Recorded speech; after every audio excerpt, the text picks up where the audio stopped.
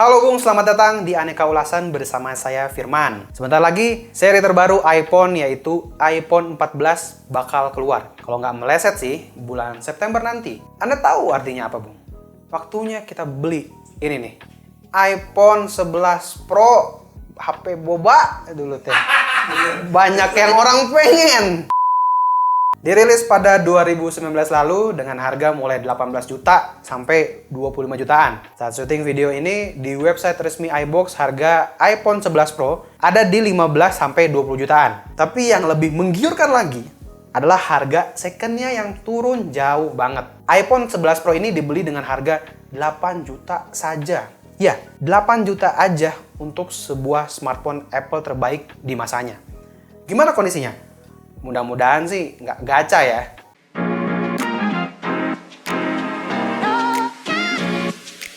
Kita cek luarannya dulu ya. Unit yang saya review ini warna abu-abu dan kalau dilihat kondisinya ini masih bagus banget Bung. Bisa dilihat bodi belakangnya yang kaca masih terlihat mulus tanpa ada baret ataupun lecet-lecet. Frame stainless steelnya juga masih terlihat mulus tanpa ada lecet. Dan di sisi bawah ada segel garansi dari tokonya yang jangan sampai lepas. Berabe nantinya. Frame-nya ini gampang banget jadi fingerprint magnet. Tapi cukup mudah juga untuk dibersihkan pakai tangan atau pakai baju Anda. Untuk tombol-tombolnya juga masih clicky. Tombol volume, power, dan mute switch masih dalam kondisi yang bagus. Kondisi backdoor yang masih oke juga mungkin karena bodi belakangnya udah diproteksi Corning Gorilla Glass. Jadi nggak gampang lecet-lecet. Dan saya juga selalu menyarankan untuk pakai casing buat perlindungan lebih. Lanjut ke bagian layar. Kalau dibandingkan dengan smartphone keluaran sekarang, iPhone 11 Pro ini tergolong HP yang compact Bung. Dimensi layar yang diberi nama Super Retina XDR ini hanya 5,8 inch dengan poni yang masih ngejeblak gede di atas. Berpanel OLED, beresolusi Full HD+, dan sudah diproteksi Corning Gorilla Glass seperti bodi belakangnya. Kondisi layarnya juga masih mulus banget, nggak ada baret ataupun lecet. Touch responnya masih responsif dan kualitasnya pas dipakai nonton juga masih oke banget dengan warna yang vibrant. Kualitas stereo speakernya juga masih oke dengan range yang luas dan balance. Tapi ada satu sektor yang tertinggal dari spek layar iPhone 11 Pro kalau dibandingkan dengan smartphone sekarang di kelas harga yang sama, yaitu refresh rate layar yang masih 60 Hz. Kalau Anda lihat smartphone di kelas 8 juta sekarang, layarnya sudah high refresh rate semua. Mau itu 90 Hz ataupun 120 Hz. Tapi bagi Bung yang sekarang masih pakai HP dengan layar yang belum high refresh rate dan pengen beli iPhone 11 Pro, saya rasa sih nggak akan jadi masalah. Yang menurut saya nggak akan jadi masalah juga adalah soal performanya. Chipset A13 Bionic dan 4 core GPU-nya masih bisa banget ngelibas game dengan grafis yang maksimal. Saya nyoba yang enteng-enteng aja. Yang pertama ini Mobile Legends. Dengan settingan grafis ultra dan frame rate high. Gameplay berjalan sangat-sangat lancar tanpa ada lagging atau frame skip. Main satu game dengan durasi 30 menitan, bagian belakang HP ini udah mulai anget-anget menjelang akhir game. Lanjut saya coba main PUBG Mobile di grafis HDR Extreme. Sebenarnya bisa sampai Ultra HD juga, cuman saya turunin aja satu tingkat. Gameplay juga berjalan dengan lancar. Apa ini katanya? Gak jualan ya? Kebaca bro. Ulangin. Gameplay juga berjalan dengan lancar melawan para bot-bot di Erangel. Saya kangen jadinya bermain ini, PUBG Mobile. Selain karena hardware HP ini yang gahar, internet di kantor kita juga ngebut. Terima kasih Bisnet. Halo Bisnet. Dan karena sebelumnya HP ini masih hangat, jadi pas lanjut main PUBG suhunya makin naik dan bagian belakang HP ini makin panas. Tapi sampai akhir game, performanya masih nyaman dimainin. Yang bikin kurang nyaman cuman layarnya kecil dan jari-jari tangan saya yang gede. Unit yang saya review ini varian yang 256 GB. Storage selega ini tentu masih cukup banget buat Anda yang masih suka main beberapa game. Anda masih bisa leluasa buat foto-foto atau bikin konten video buat nantinya di-upload di TikTok. Benar. Jangan lupa follow TikTok kita Bung, @aneka pargoy ulasan. Beda dong. RAM-nya yang cuma 4 GB masih terasa luas saat buka banyak aplikasi dan dipakai multitasking. Dan di tahun segini masih belum ada fitur RAM extension ya. Kayaknya nggak penting ya, kayaknya kalau iPhone pakai RAM Sekarang extension. juga nggak ada tuh RAM extension. Untuk software tentu ini masih cukup panjang ya umurnya. Saat ini unit yang saya review, iOS-nya udah di iOS 15.5 dan iPhone 11 Pro juga masih masuk ke device yang kebagian update iOS 16. Biasanya katanya umur iPhone tuh 7 tahun ya dikasih updatean tuh ya. Sayangnya walaupun sudah update ke versi iOS terbaru, user iPhone 11 Pro tidak menikmati fitur Unlock with Max seperti di seri iPhone 12 ke atas. Ini sangat-sangat disayangkan ya. Tapi sebenarnya udah banyak orang yang ngakalin sistem Face ID ini biar tetap bisa unlock HP pakai masker. Dan kalau saya lihat videonya di YouTube sih cukup mudah ya caranya. Tapi di samping itu, unit yang saya review ini Face ID-nya masih berfungsi dengan baik dan masih responsif juga, Bung. Selain itu, untuk NFC-nya juga berfungsi dengan baik dan responsif. iPhone 11 Pro juga sebenarnya udah dapat sertifikasi IP68. Tapi karena ini unit second, jadi jangan coba-coba nyemplungin ya HP ini. Kalau Anda tidak mau rugi. Soal IMEI sejauh ini masih aman-aman aja. Dan sellernya juga ngasih garansi IMEI seumur hidup selama segel utuh dan notanya ada. Lanjut kita cek kondisi kameranya. Di belakang tuh ada triple kamera atau yang biasa orang sebut HP boba katanya. 12 megapiksel kamera utama dengan OIS, terus ada 12 megapiksel telefoto dengan OIS juga dan 12 megapiksel ultrawide dengan FOV 120 derajat. Dan kamera depan beresolusi 12 megapiksel. Soal kualitas, untuk kamera utama dan kamera ultrawide kualitas fotonya bagus dengan foto yang tajam dan detail yang kaya.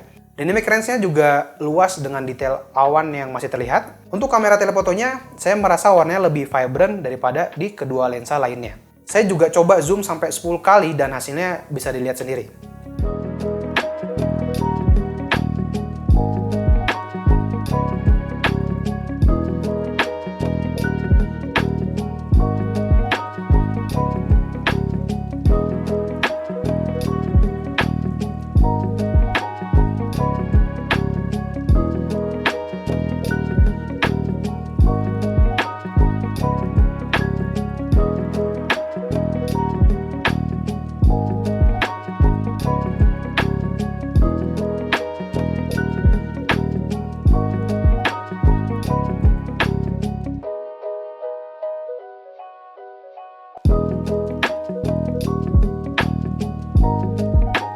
Untuk mode portrait, kamera belakangnya cukup rapi ya, tapi seleksi di rambut ada yang kelewat.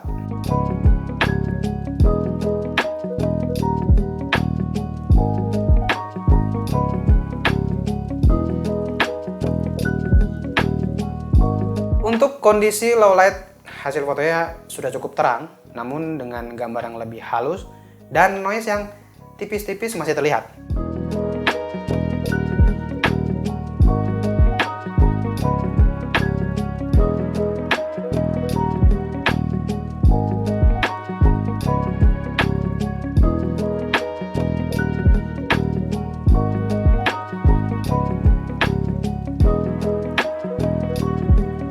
Hasil foto kamera depan juga masih oke banget, Bung. Dengan warna yang natural dan dynamic range yang luas. Kualitas mode potretnya juga kurang lebih sama seperti kamera belakangnya.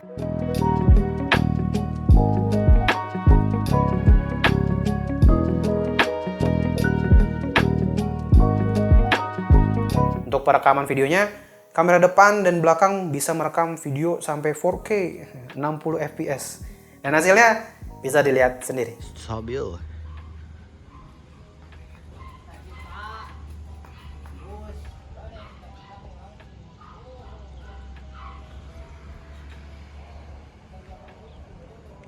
Dan bisa ganti lensa. Ultrawide. Lensa utama. Full HD 60 fps. Masih stabil. Dan bisa ganti lens.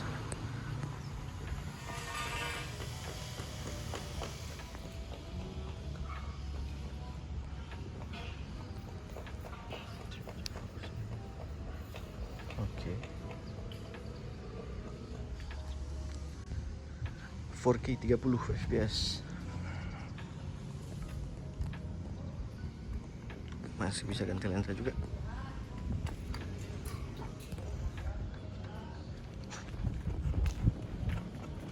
Oke, 60 kita coba lari.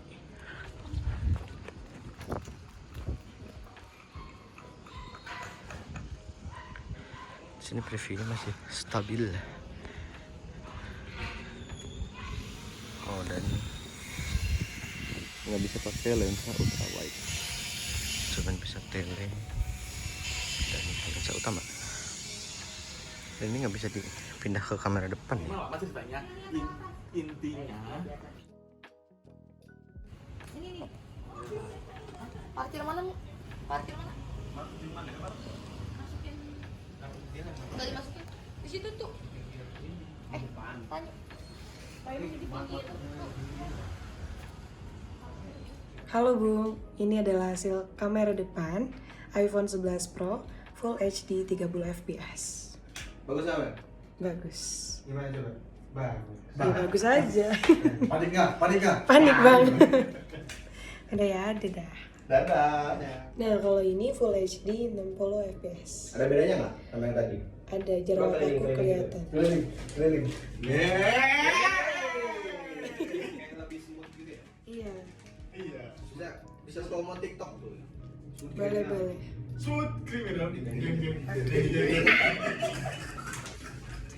Terakhir, baterai. iPhone 11 Pro punya baterai berkapasitas 3046 mAh dan sudah support fast charging 18 watt. Untuk ketahanan baterainya menurut saya ini cukup aja dengan pemakaian sosmed doang. iPhone 11 Pro ini bisa tahan seharian. Tapi saya tetap saranin Bung untuk selalu bawa power bank atau charger di dalam tas. SOT yang saya dapat bisa 5-6 jam dan ini angka yang cukup spesial buat iPhone dengan baterai yang kecil. Untuk kecepatan ngecas, saya iseng nyoba ngecas pakai charger dan kabel yang ada di dalam box. Dengan kabel dan charger bawaannya, ngecas dari 15% ke 100% memakan waktu kurang lebih 2,5 jam. Mungkin seperti yang Bung tahu juga, kelengkapan yang didapat kalau beli iPhone second Inter itu OM ya. Di dalam boxnya saya dapat kabel USB-C to Lightning dan kepala charger model Apple dengan daya maksimal 22 watt. Saya nggak merekomendasikan untuk ngecas pakai charger dan kabel yang ada di box iPhone second Inter ini. Menurut saya mending Bung beli charger third party yang terjamin. Syukur-syukur yang udah MFI. iPhone 11 Pro juga udah support wireless charging. Oke, kita masuk ke kesimpulannya. Baterai health-nya dulu mas, jangan lupa itu penting. Semua orang harus tahu baterai health-nya berapa. Oh iya benar. Surprisingly, unit yang saya review ini baterai health-nya 100%. Wah, tarak majreng. Saya juga terheran pas lihat baterai health-nya, Bung. Tapi ya, terlepas valid atau enggak, sejauh ini soal baterai nggak ada masalah. Kayak tiba-tiba drop atau habis banyak pas ditinggal tidur gitu-gitu, tuh nggak ada. Mudah-mudahan awet ya. Nah, ini baru kesimpulannya. Ini baru kesimpulannya. Varian terendah iPhone 11 Pro dengan internal 64 GB saya cek di toko online, harganya udah di 6 jutaan, Bung. Sedangkan yang varian 256 GB ini saya dapat di harga 7,9 juta. Dengan budget segini, tentu kalau ngelirik ke Android pilihannya udah luas banget. Bahkan kalau mau dipecah jadi 2 atau 3 pun bisa dapat harga baru pula. Tapi menurut saya di 2022 dengan kondisi second pun sebenarnya iPhone 11 Pro ini masih sangat bisa bersaing dengan smartphone Android di kelas harga yang sama. Jangan lupa, ini tuh dulunya flagship loh. Cuman ya udah turun harga aja. Secara kasta menurut saya nggak berubah. Tetap HP ini HP flagship. Tapi pesan saya, cari seller yang trusted. Dan cek betul-betul kondisi barangnya. Biar nggak sia-sia ngeluarin duit 6-8 juta kalau mau beli HP ini. Boleh juga cek link deskripsi kalau Anda mau langsung cek-cek harganya. Itu dia impresi saya soal iPhone 11 Pro di tahun 2022. Terima kasih untuk Bung yang sudah like, share, dan subscribe channel ini. Kasih pendapat, kritik, saran di kolom komentar. Jangan lupa cek kolom deskripsi, follow sosial media kita di @anekaulasan. Dan jaga kesehatan, saya Firman dari studio Hasil Pau Media Group pamit undur suara. Sampai ketemu di video selanjutnya.